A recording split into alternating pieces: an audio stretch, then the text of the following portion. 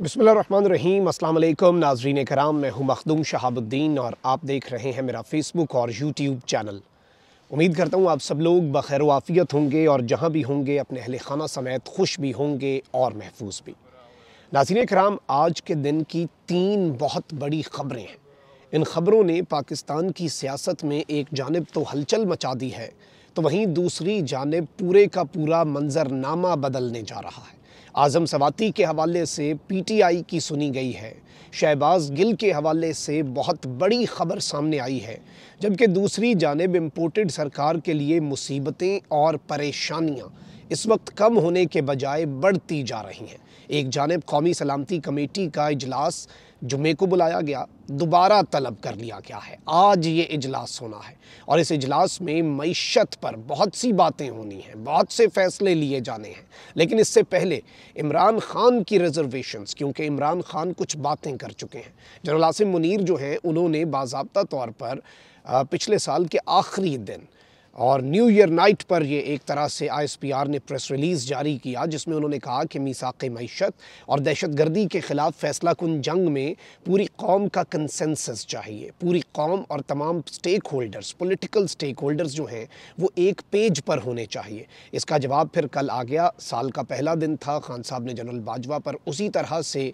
जो अपनी तनकीद है, अपने मौक़िफ़ से पीछे नहीं हटे। इसके साथ ही साथ ये भी कह दिया कि एस्टैब्लिशमेंट में टॉप का शख्स ही सब कुछ होता है, लेकिन आज भी एस्टैब्लिशमेंट में बाजवा डॉक्ट्राइन चल रहा है। यानी ये एक सीधा सीधा मैसेज है कि ये कैसे हो सकता है कि हमें चीज़ें होती हुई नज़र ना आए। अब यहाँ पर जो मामलात हुए हैं, अचानक ये सब कुछ बदला है, क्योंकि एक जानिब आपको ये चीज़ समझ जानी चाहिए कि इस वक्त जो मुल्की सूरत हाल है और जो मुल्क के मामलात बन चुके हैं, उनमें कंसेंसस यानी कि इत्तफ़ाक़ राय जो है वो तमाम स्टेक होल्डर्स, जिनमें इमरान खान एक बहुत बड़े स्टेक होल्डर बन चुके हैं, उनकी पॉपुलैरिटी जो है वो ऑल टाइम हाई पर है। उसके बगैर कुछ आगे बढ़ना या कोई कदम उठाना, बड़ा फ़ैसला लेना इस वक्त रियासत पाकिस्तान के लिए भी तकरीबन अमलन नामुमकिन है। तो इसलिए सब कुछ जो है वो एक तरह से स्टैंड स्टिल पे है। अब यहाँ पर 2-3 बड़ी चीज़ें हुई हैं, ये अचानक हुई हैं और ये पॉजिटिव इंडिकेटर्स हैं और ज़ाहिर बात है कि हतमी जो फ़ैसला है या हतमी राय जो है वो इमरान खान साहब अभी भी कायम नहीं करेंगे, लेकिन ये कुछ ताज़ा हवा के झोंके ज़रूर हैं। 3-4 बड़ी ख़बरें हैं। इन सारी ख़बरों को जब आप कलेक्टिवली एक साथ सुनेंगे तो आपको समझ आ जाएगी कि मामलात किस कदर तेज़ी से अब बदलने हैं। एक जानिब सिंध हाई कोर्ट जो है, उसने पुलिस को पाकिस्तान तहरीक इंसाफ के रहनुमा शहबाज गिल को कराची में दर्ज मुकदमात में गिरफ्तार करने से रोक दिया है। शहबाज गिल के खिलाफ कौमी इदारों के खिलाफ तज़हीक आमेज़ बयान देने से मुतल्लिक केस की समाअत सिंध हाई कोर्ट में हुई। शहबाज गिल के वकला का कहना था कि सिंध में दर्ज मुकदमात कलअदम करार देने के लिए सिंध हाई कोर्ट में दरख्वास्त दायर कर रखी है। जब तक दरख्वास्त पर हतमी फैसला नहीं होता, पुलिस को शहबाज गिल को गिरफ्तार करने से रोका जाए। और इस सब के अंदर ये दरख्वास्त फौरी मंजूर की सिंध हाई कोर्ट ने। पुलिस को शहबाज गिल की गिरफ्तारी से रोकते हुए कहा कि शहबाज गिल को कराची में दर्ज जो 3 मुकदमात हैं उनमें गिरफ्तार ना किया जाए और अदालत ने आईजी सिंध और दीगर को 12 जनवरी के लिए नोटिस जारी कर दिए। वहीं दूसरी जानिब आज़म सवाती जो हैं, उनके हवाले से जो केस है, उनकी ज़मानत का केस इस्लामाबाद हाई कोर्ट के अंदर गया और इस्लामाबाद हाई कोर्ट में उन्होंने, चूँकि chief justice Islamabad high court के ऊपर अदम एतमाद का इजहार किया हुआ था, एक ख़त था, तो वो ख़त भी वापस लिया और ये फ़ैसला महफूज हुआ जो कि 1 बजे सुनाया गया।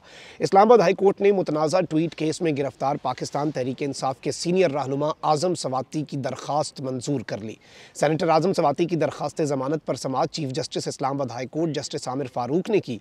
आज़म सवाती के वकील जो बाबर अवान है, उन्होंने अदालत में दलाइल देते हुए कहा कि सिंध और बलूचिस्तान की हाई कोर्ट्स ने आज़म सवाती के खिलाफ मुकदमात ख़त्म कर दिए हैं। उन्होंने जेब से एक कंप्लेंट निकाली और मुकदमा बना दिया। मैंने कभी ऐसी FIR नहीं देखी जिसमें टाइम और वक़ूए की जगह ना लिखी गई हो।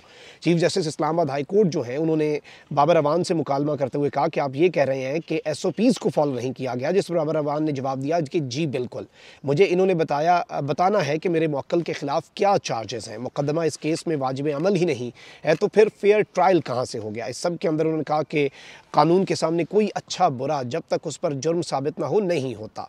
डिप्टी अटॉर्नी जनरल ने भी इसके अंदर दलाइल दिए। उन्होंने मज़ीद वक्त की इस्तदा कर दी, यानी टाइम टेकिंग टैक्टिक्स जो है वो हुकूमत इसमें कर रही थी, जबकि अदालत ने दौरान समाअत इस्तफसार किया कि केस के चालान की क्या पोजीशन है। FIA हुकाम ने बताया कि 24 दिसंबर को चालान जमा हो चुका, कल 3 जनवरी को समाअत है। इस सब के ऊपर मैं आपको ये बता दूं कि इस्लामाबाद हाई कोर्ट ने FIA हुक्काम से मुकालमा करते हुए कहा कि आपने पहले खुद ही जिस्मानी रिमांड ख़त्म किया, क्या कोई टेम्परिंग का चांस है?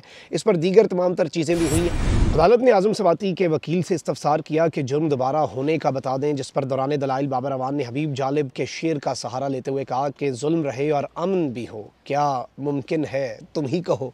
इस पर मैं आपको ये बता दूं कि chief justice Islamabad high court ने यह फ़ैसला महफूज किया और फिर ये फ़ैसला सुनाया और उन्हें 2 लाख रुपए के मचलके जमा करवा कर आज़ाद कर दिया गया है इस्लामाबाद हाई कोर्ट की जानिब से। वहीं दूसरी जानिब इलेक्शन कमीशन जो है उसके ख़िलाफ़ भी कप्तान ने महाज संभाल लिया है। कप्तान इस वक्त किसी किस्म का कोई कॉम्प्रोमाइज़ करने के लिए तैयार नहीं है, चाहे वो मुक़्तदर हलकों के साथ ताल्लुकात हों, मामलात हों, इलेक्शन कमीशन का मामला हो या किसी भी चीज़ पर। और जो इस्लामाबाद के बल्दियाती इंतखाबात, अली नवाज़ अमान जो है ये कल मेरे शो में भी थे बोल न्यूज़ पर, और इन्होंने भी गुफ्तगू की और इन्होंने यही कहा कि चीफ़ इलेक्शन कमिश्नर जो है उन्हें डायरेक्ट निशाना बनाया जाएगा, क्योंकि अब उन्होंने एक तरह से लूज़ बॉल जो है वो खेल दिया, तो अब उन्हें इस सब के अंदर निशाना बनाया जा सकता है। तो PTI के रहनुमा अली नवाज़ अमान की जानिब से इलेक्शन कमीशन जो है उसके ख़िलाफ़ तौहीन अदालत की दरख्वास्त जो है वो भी दायर हो चुकी है। अब देखना यह है कि अदालत जो है वो किस तरह से इक़दामात करती है, कितनी फुर्ती दिखाई जाती है, कितनी तेज़ी दिखाई जाती है, या फिर इस तरह होगा कि कहीं पर इंसाफ होता नज़र आए, कहीं पर नहीं। लेकिन एक चीज़ बड़ी वाज़ेह है कि PTI जो है उसके लिए एक जानिब तो आज़म सवाती और दूसरी तरफ शहबाज गिल, दोनों चीज़ें एक साथ साल नौ के आगाज़ पर, पहला वर्किंग डे है साल का, और बाज़ाब्ता तौर पर ये चीज़ें सामने आना बहुत इम्पॉर्टेंस का हामिल है। वहीं दूसरी जानिब एक ख़बर आई है कि पीपल्स पार्टी शहबाज शरीफ के रवैये से नाला हो चुकी है और पीपल्स पार्टी की क़यादत जो है उस पर इस वक्त दबाव बढ़ता जा रहा है। उनके जो लीडर, जो आप कह लें कि जो रहनुमा है, उनकी तरफ से जो टॉप लीडरशिप है उस पर इस वक्त प्रेशर बढ़ता जा रहा है कि शहबाज शरीफ जो हैं, वज़ीर आज़म साहब जो हैं, उन्हें पार्टी के तहफ़्फ़ुज़ात से तो आगाह कर दें। वज़ीर आज़म का JUI की जानिब झुकाव ज़्यादा है, ये पीपल्स पार्टी ज़राए का कहना है, यानी कि मौलाना साहब की तरफ उनका झुकाव ज़्यादा है। खैबर पख्तूनख्वा में पीपल्स पार्टी को मुकम्मल तौर पर शहबाज शरीफ साहब नज़रअंदाज कर रहे हैं और ये पीपल्स पार्टी का बहुत बड़ा नुकसान हो रहा है। वहीं दूसरी जानब आप देखें ना कि पीपल्स पार्टी, बाप पार्टी जो है उसे हड़प कर रही है, और खान साहब ने कल ये बात की कि ये सब कुछ क्यों हो रहा है, हमारे MPs को क्यों अप्रोच किया जा रहा है। खैबर पख्तूनख्वा के अंदर बहुत सी चीज़ें हो रही हैं। कराची के अंदर इमरान खान की ताकत जो है उसे कम करने के लिए MQM को यूनाइट किया जा रहा है। बाप पार्टी जो है बलूचिस्तान में उसे पीपल्स पार्टी में ज़म किया जा रहा है। हर सूबे में अलग अलग अलाइंसेस बनाए जा रहे हैं सिर्फ इमरान खान को गिराने के लिए। तो इस सब के ऊपर अब ज़ाहिर बात है कुछ चीज़ें ऐसी हो रही हैं जो शायद इस जानिब इशारा है कि दूसरी साइड जो है वो भी अपने मामलात दुरुस्त करना चाहती है। अब आप देख लें कि गवर्नर सिंध कामरान टिसूरी जो हैं उन्होंने कह दिया है कि पीपल्स पार्टी को हल्का बंदियों पर फैसला करना पड़ेगा, ये उनका वादा भी था, और अगर हल्का बंदियाँ जो हैं वो नहीं होती तो कराची वालों का हक मारा जाएगा। और इन्होंने इस सब के अंदर कहा कि लापता अफराद हमारी पार्टी का बहुत बड़ा मुतालबा है। पिछली हुकूमत के साथ भी इसी मामले पर इल्हाक किया और मौजूदा हुकूमत से भी यही उम्मीद है कि लापता अफराद पर हमें नाउम्मीद नहीं करेगी।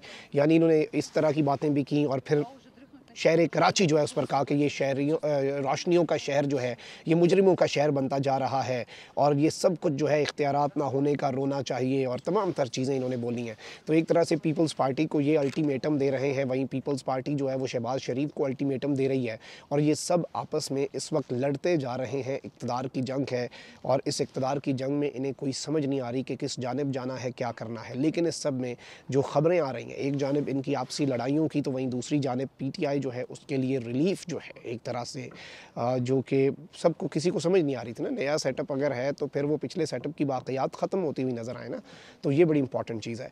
कमेंट सेक्शन में राय का इज़हार ज़रूर करें। अपना बहुत ज़्यादा ख्याल रखें। अल्लाह निगहबान पाकिस्तान।